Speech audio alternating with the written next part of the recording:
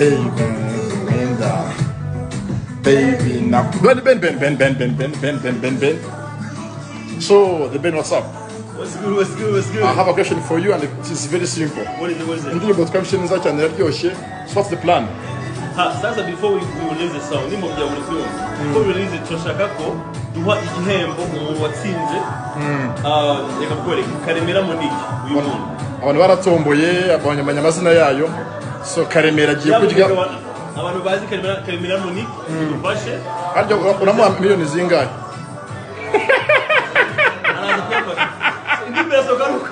Amafaranga dependa muvo. So watsinze aje kumutamu.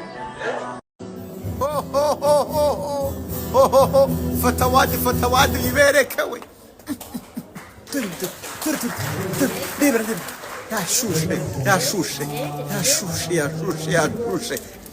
يا شو غني واو félicitations Most of the year.